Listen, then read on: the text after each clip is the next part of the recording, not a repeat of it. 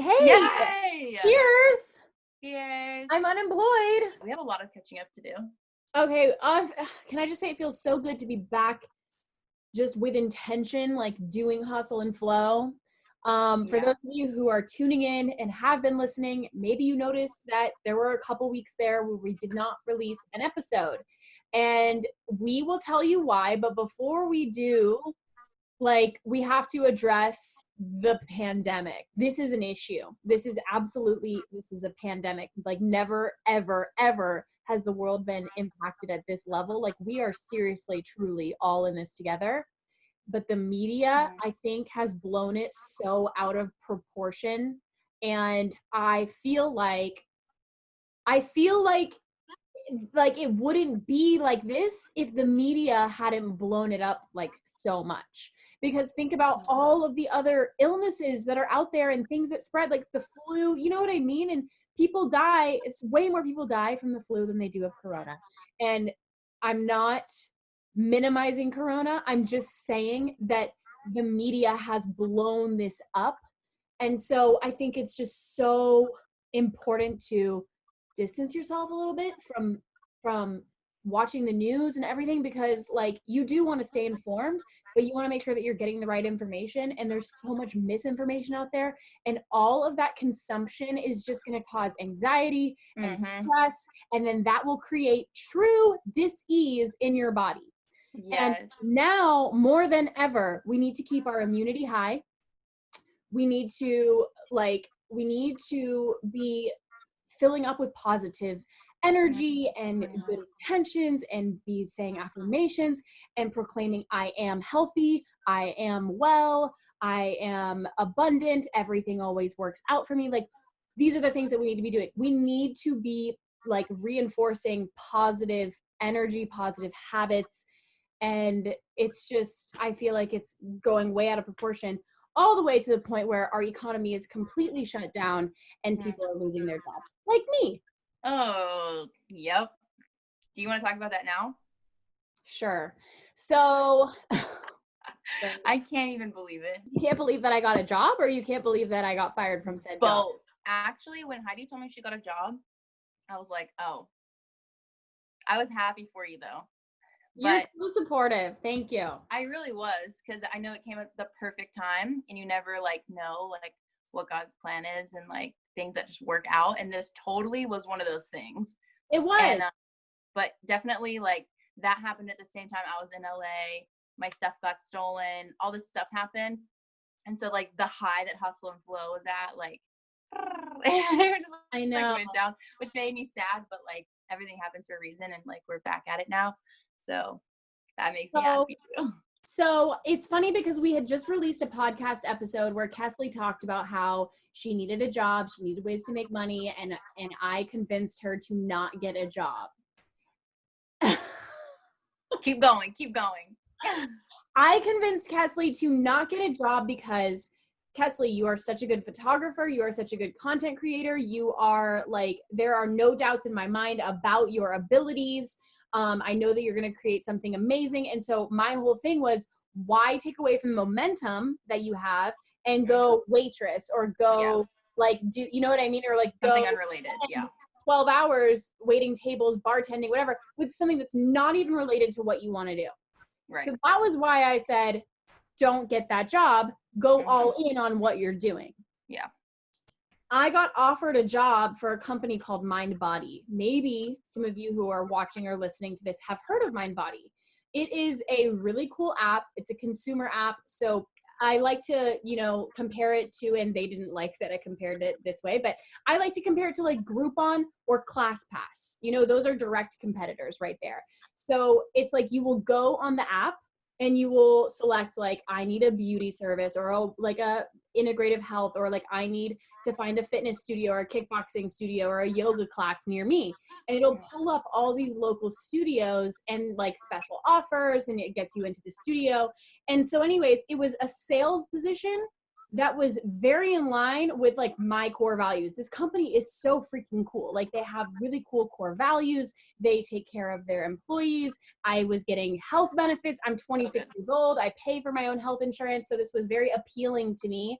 And I had a base salary plus uncapped commission. Like it was so promising. And when I interviewed for it, I had one condition. I said, I'm an entrepreneur, I'm an actress, and I still want to do that. So if I accept this position, and if I get an audition for like a Marvel movie or something, can I go? And they said, absolutely. We want you to be like, you know, a person outside of your job. Like we want you to do that type of thing. And so it literally checked all the boxes, and it wasn't just a random thing just to make money. It was like a career path. They were going to send me to like public speaking courses. They had Toastmasters. Like there were so many like benefits to this that it was just an opportunity for me to grow and learn that I couldn't say no, you know? That was perfect. It was good timing.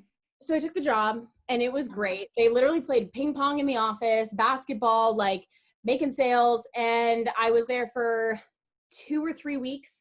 And then I got sent home because of COVID. And I brought my computers home and I worked from home for about 3 weeks. And this morning I went to clock in and I got laid off. Couldn't log in. And how are you dealing with that? That's so fresh. Yeah, it's very fresh. I've been going through the emotions of like roller coaster, you know what I mean? Like I've been going, like I had this feeling, I was like, oh fuck, I'm laid off. And then 30 minutes later, I was like, I'm fine. Everything is fine. I am fine.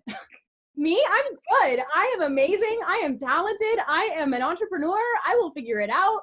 And I feel like that's when you called me the first time, was when you were in that mood and you were like, yes, hustle and flow, like let's do it. And then like 5 hours later, you were like, I'm going to take a nap. I'm not going to work out. Like I literally didn't, I literally was in, my bed is made right now, but that's because I just made my bed. Okay. Like the reality is that the room looked like a mess, and I couldn't even watch Netflix. I like went to bed to watch Netflix, but I just sat and stared off into space. Like it's been this screen the whole day. The Roku. You're kidding. You've been staring at that? I swear to God, I've been staring at it all day. I'm processing it still, but I realized that everything always works out for me. And I had so much resistance to taking the job because I did feel like I was taking that focus and that energy away from my acting career or hustle and flow or power femme. And I remember one of our friends posted on Instagram saying she quit her job the first day she was supposed to go. Mm-hmm. And that was before you took your job. So it was a very back and forth thing, but you just went with it. You went with the flow. I did go with the flow. And as soon as I did that too, I had a mantra. I was really repeating this mantra every single day. I was like, everything always works out for me. Everything always works out for me. Everything always works out for me. If I don't like it, I can quit. Like, you know, and I really didn't need the job either. So like there was no desperate energy in it. So when I accepted this job, I am not kidding you. I didn't go on many auditions for I mean, I'm always auditioning, but there were like 2 weeks where I didn't audition for anything. And I was like, God, this means something about me. And then I'm not even kidding you, I accept the job. And then instantly, like when I sent in my acceptance, I get an audition for a commercial for Home Depot that films the day I'm supposed to start my freaking job. And I was in acting class and I literally am looking at my phone and I look up at my coach and I'm like, oh no. And she's like, what? And I was like, I just got an audition. And she's like, you should be happy. And I'm like, yeah, but it's filming the day I start my new job. And they're like, well, she's like, well, you said that they'd be cool if you, okay, yeah, but like not my first day. Like, oh, hey, I can't come to the first day of work because I'm filming a commercial. Sorry. Like so flaky, you know? And so I ended up just auditioning anyways, because I didn't book it. I mean, I hadn't booked it yet. So I auditioned for that, got a call back, was so attached. I like seriously went in there and was like praying that I wouldn't book the job. Wow. I was like, I do not want to book this job. Got another call back. Then that casting director called me in for another audition for a different commercial. That week, I booked not one, but 2 SAG commercials. Insane. 2. And they filmed, I was on set for the entire first week before I started my job. I ended up having to miss my first day of work. I told them, hey, sorry, I can't come to my first day. Can we push my start date a little bit? I have to wrap things up with my other job, which was true. And they said no. And I was like, well, there's nothing I can do. And so then they were like, okay, fine. And so I ended up being able to film both commercials, get paid, and then I started this job. And it's just so crazy because the way that things unraveled, it was just like, I mean, I like now that I'm unemployed, I literally got a check in the mail today for a commercial that I filmed 4 weeks ago. Ooh. Wow. So, I mean, you know, the timing of all of that. And at least you got a good like flow of money like coming in right before all this happened. Yeah. And I was in a total state of just like, I knew I had the safety of the job. And so I didn't care about this. It wasn't that I didn't care because obviously I wanted it, but I just like let go. I was like, whatever's going to happen is going to happen. Like, I don't need the money. I don't like, you know, I'm busy. I have things going on. Like if I get it, it's great, whatever. And I ended up doing 2 commercials. Like, how does that even happen? My agent called me and was like, hey, and I was like, are you seriously about to tell me? She's like, yeah, you booked another one. And I was like, okay, great. That's so funny. So and now everything's shut down. Yeah. Hollywood is shut down. What were you gonna say? Well, the whole film industry and everything is shut down now too, so you can't even do that now. It's a good thing that all happened at one time. I feel like I was gone for most of the time that you were working because you pretty much started your job and I was in LA. Yeah, talk about LA, please. Like, let's. LA. I haven't even caught up. Like, really. No, like literally, Heidi and I haven't even really talked because we knew we were gonna make an episode and we just figured we would just save it. But LA was great. I really did not expect to make so many friends and people that I really loved and like got to spend so much time around and enjoyed the presence of. So that was fun. It's weird being in LA, which you know because you grew up there and went to school there, how like almost how what's the word, like accessible celebrities are. Like you just see them. Yeah. They're sitting next to you, they're walking by you, they're bowling next to you, they're eating next to you. Like it's so weird. Yeah. So that's interesting. You see? That's cool. So the first person we saw, I am not like this still blows my mind. We went to the what's it called? The Beverly Hills Hotel. Yeah. And it's a famous right hotel next to my high school. Okay, of course. So we were going for a meeting. It was someone else's meeting. I was just tagging along. Kourtney Kardashian. Oh. And I love Kourtney. One of her friends that I've seen on the show, and like I should know her name, but I don't know her name. They were just there, just the 2 of them, like having their little lunch. They were talking about like a podcast or something. And so we were sitting literally in the booth next to theirs. They were right there. I could see them. If I had taken a picture of the person that we were in the meeting with, like I could have gotten the side of her face in like, what? So that was cool. That was cool. And then we went bowling one night and Demi Lovato walks in with, have I even told you this? No. You know this. Wow. Demi Lovato, who's one of my like biggest like singing inspirations and like ever since day one, Camp Rock, like I've been a huge fan. Camp Rock. Oh my God. That made me want to be an actress. I was like, oh my gosh. Yeah. Okay. So she walks in with like a few of her people to bowl or whatever. And so I walked up with some of my friends and like gave her a hug. I got to talk to her, dude. It was amazing. What the heck? And then we went to Playlist, which was in Orlando on our way home. And James Charles was at one of our like events that some of my friends kind of snuck me into at Playlist. It was like an influencer event. It was a Facebook thing. James Charles was there for the whole like Playlist event thing to be on panels and stuff, but he came to that little like thing. And like, of course, there are a lot of TikTokers that were there too and stuff. And then David Dobrik, I think, was the other one that we saw a lot. Wow.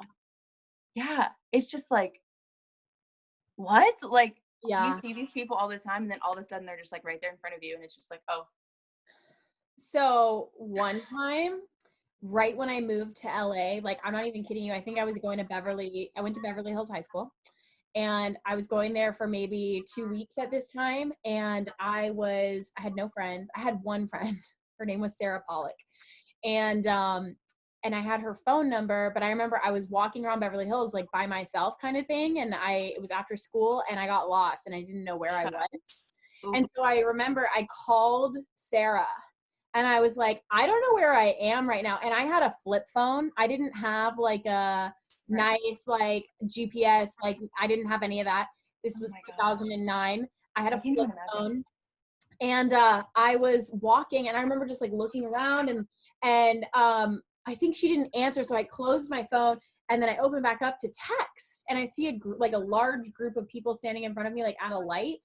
And this is like, now that I'm looking back, this was Wilshire Boulevard and Rodeo Drive. And I'm walking and I'm texting. I see this group of people and I'm like, why are they just standing there? So I just walked around them and I go back to texting and then I look up and all of a sudden I realize that I am standing in front of a camera.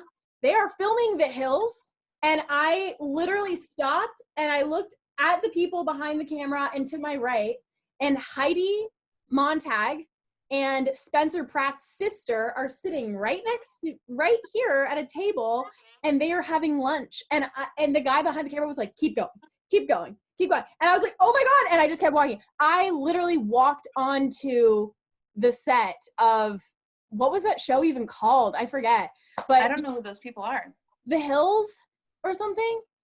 It's called The Hills? Yeah, you didn't see that show, Kesley? What? No, yeah, this is the thing. I feel like you should know this by now. Maybe you don't. I'm very behind on a lot of things. Oh, and you know what else I found out recently? What? I am the last of the millennials and the first of Gen Z. Oh, really?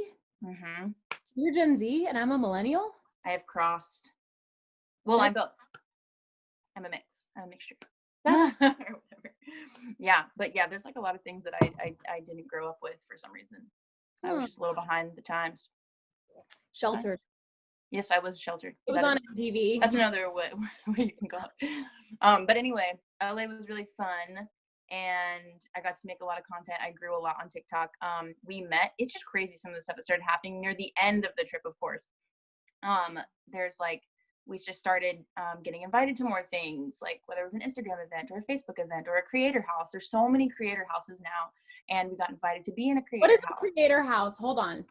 Okay, a creator house. I'll use TikTok as an example because I feel like that's what's more popular. There's also some Instagram ones. So like you'll have the top like TikTokers, like the Hype House, for example, is probably one of the most popular ones. It's all these mostly guys. There might be some girls that live there. I'm not sure. They just live in a house. They have a name, Hype House. They have a TikTok, and everyone that lives in the house has their own TikToks, millions and millions of followers, like for each person. And so I don't know all the business behind it, but living in a house with people just kind of helps with collaborations. You can throw parties there, you can have events there, like you get more attention, you can get more brand deals, there's management behind it, it's sponsored. It allows creators, whether you all live in one place or in multiple states, to all move and live together. And usually the house is sponsored so they can live like rent free without bills, and they just create. Like their job is just to create and like build the hype, build up like clout, whatever.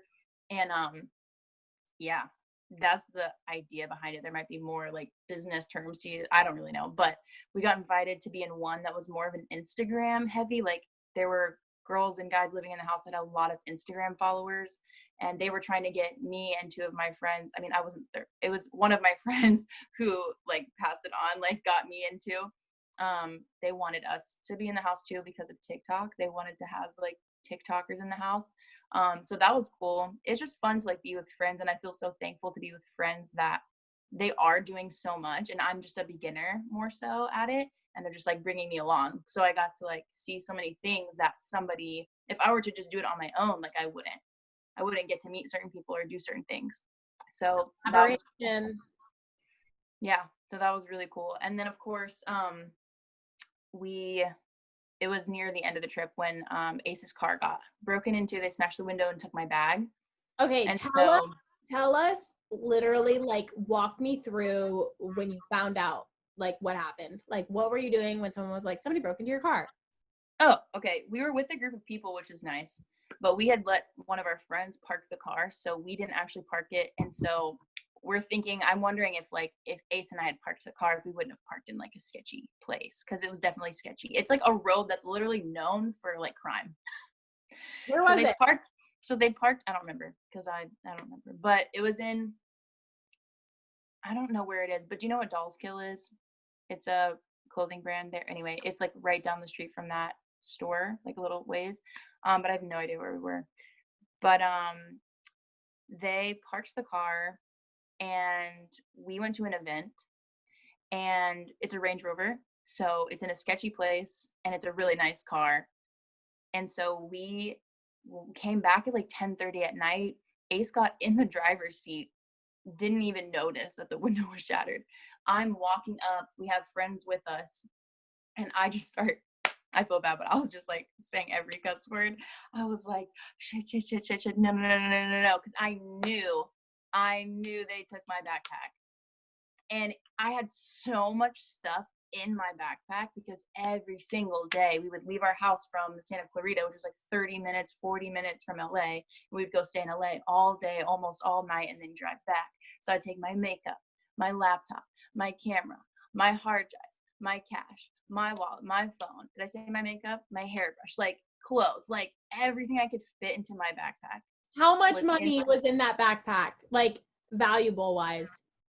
$5,000 easily. $5,000. And my backpack is like a crappy backpack. Like, it doesn't look nice at all. It's not designer. It's really old. It's ripping apart. But these people, we don't know if they're kids. We don't know what. So anyway, we walked up and it's like shattered. They took my backpack. My gallon was sitting. I shouldn't have left my stuff in the front seat on the floor, obviously, but I didn't really realize. They left my gallon sitting there. I was like, oh, my gallon. That's all I have left. But they took the backpack. And then I just tried to stay calm. It helped that we had friends with us. So different people were starting to take care of different things, calling the police, putting in like reports or whatever, calling insurance, doing all of that. And I was just like, what? I immediately went to Instagram, my Instagram story, because I was like, I just feel like I need to. I've been posting every day and I've been posting everything. So I was like, it feels weird to not post about this. So I'm just gonna go with it right now. And I did feel a sense of peace about it. So that's what I shared on my Instagram story. I told everyone what happened and like how I'm dealing with it.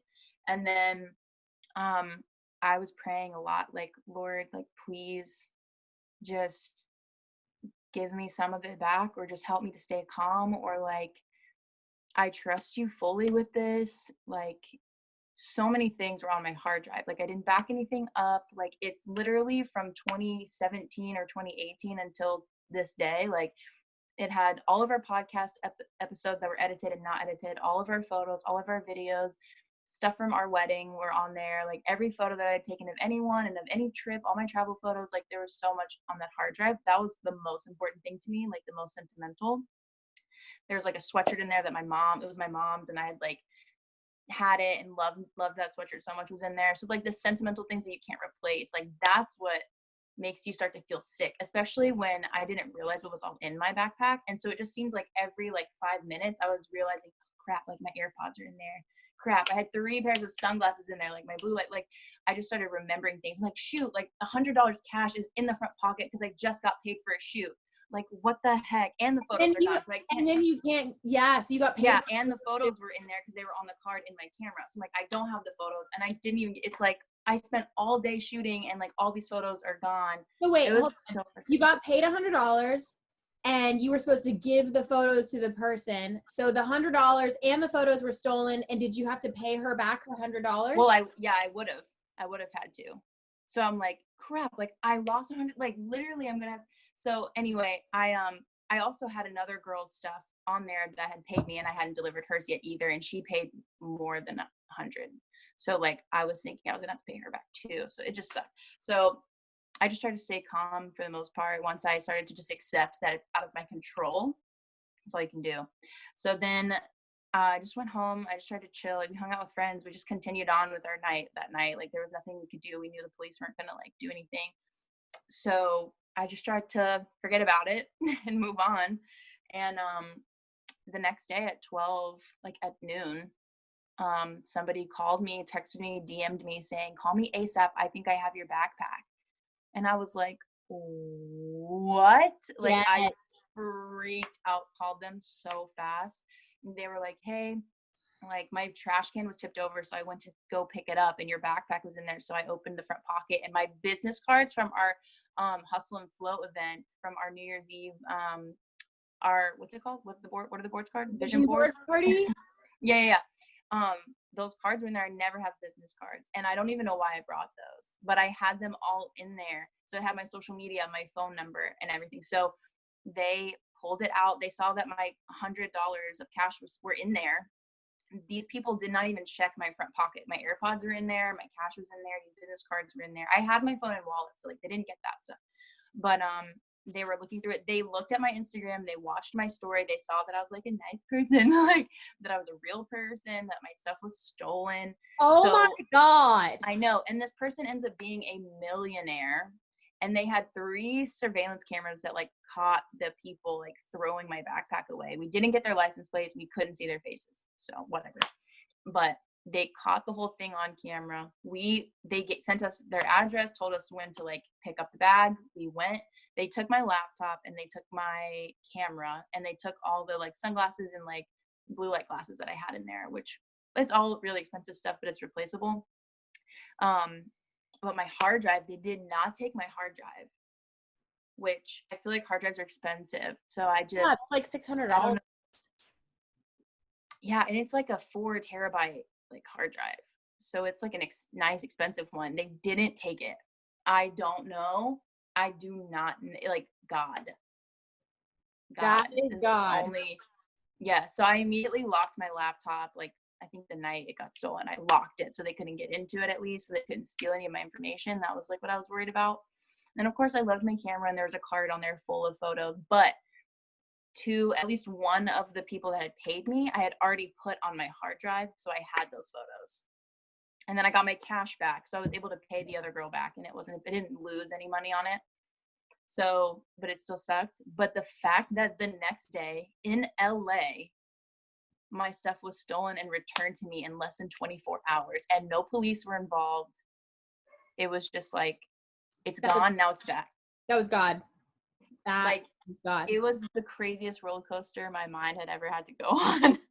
You know, honestly, I think that your perspective through that whole experience of, okay, God, I trust you. There's a lesson in this. Like maybe you're bringing me closer to you, and like that accepting that you have no control, but like choosing to have that perspective, because you could have easily started crying about it. Why me? Poor me. I have nothing. And you could have gone down that road. But I remember talking to you and you were just so like, it's fine. It is what it is.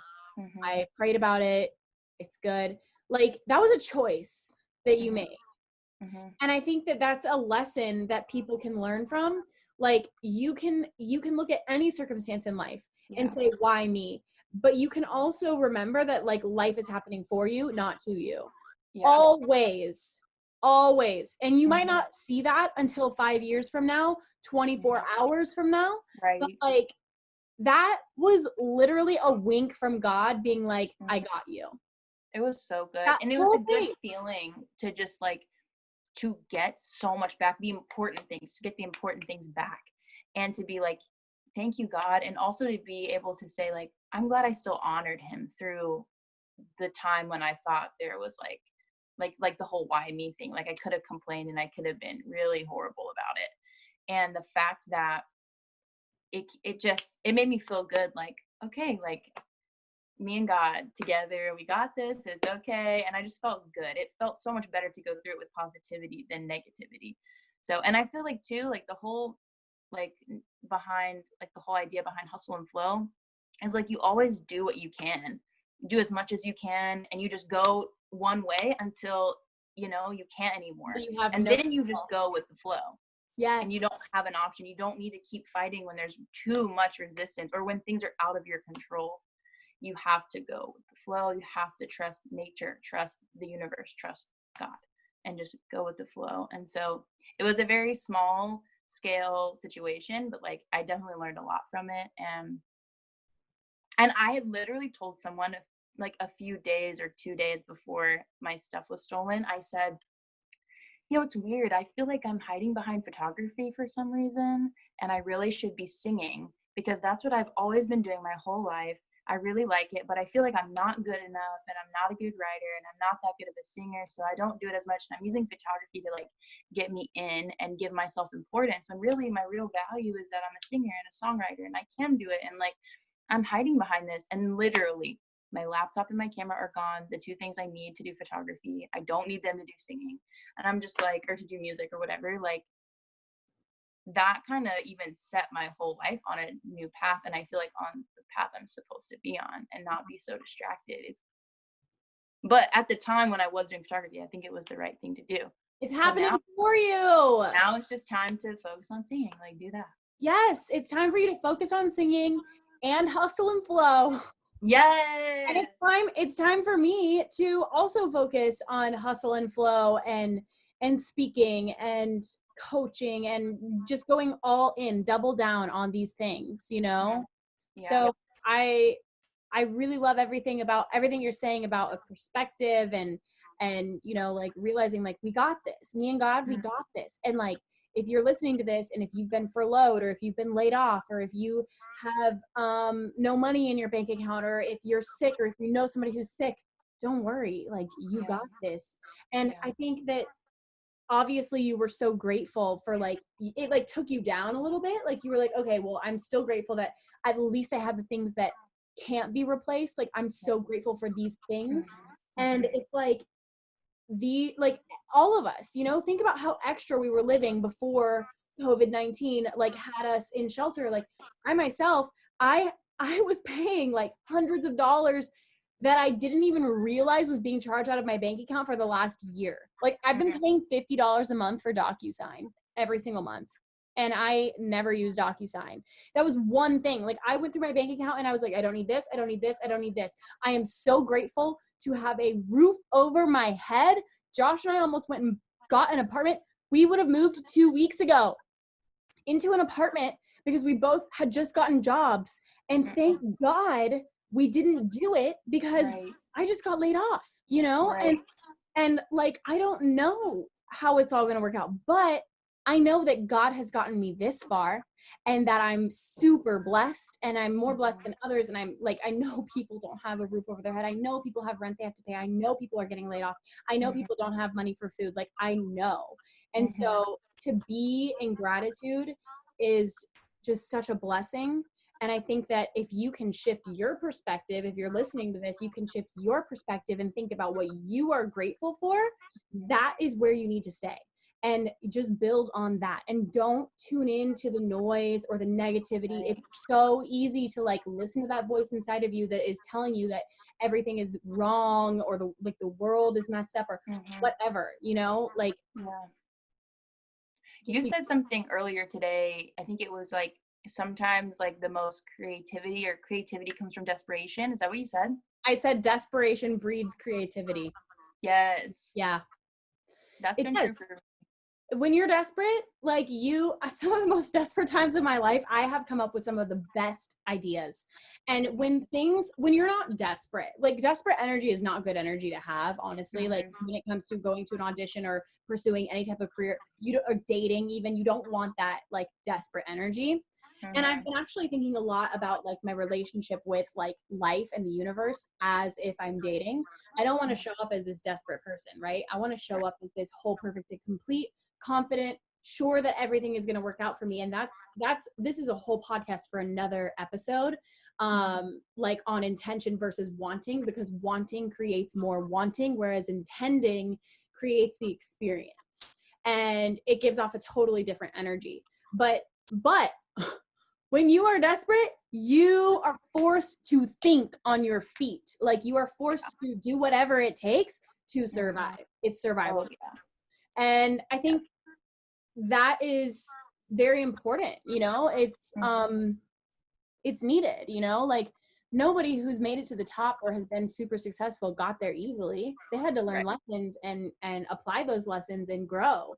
And you know, so yeah, I feel like learning to survive in this situation is definitely going to strengthen a lot of people because you realize, oh, I can live without Uber Eats, or I can live without going out to eat all the time, or I can live without certain things. Like I'm not wearing concealer right now because I ran out and I can't get more. LOL, quarantine life. My roots, everybody's gonna look busted after this, but it's okay. It'll be all about your personality. Nobody's gonna care about looks. If you get injections, Botox, and it wears off, that's okay. If you get, like, I get my hair done, like, my roots are not looking good, it's okay. My boyfriend still loves me. I still love me. You know, I have a unibrow right now. It's, you can't tell, but, like, I for sure have a unibrow. Like, it's blonde, but it's there. I have Corona nails. Ooh.